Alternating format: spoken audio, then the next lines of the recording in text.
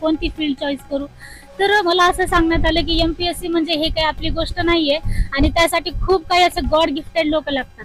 तर मला प्रश्न पडला की नेमकं गॉड गिफ्टेड लोक म्हणजे काय असतात.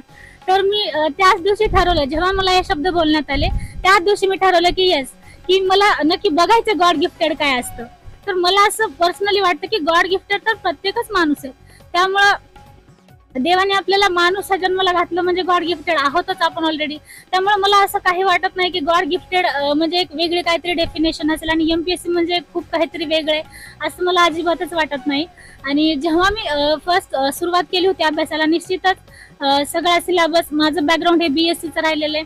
त्यामुळे एकदम सायन्समधून मराठीमध्ये पूर्ण सिलेबसचा मला अभ्यास करायचा होता. अवघड होतं तसं, पण एकदा मनामध्ये ठरवलं होतं की नाही, हे करायचंच आहे. त्यामुळं एकदा प्रवासाला सुरुवात केली, म्हटलं आता मागं नाही हरायचं, मागं नाही बघायचं. त्यामुळं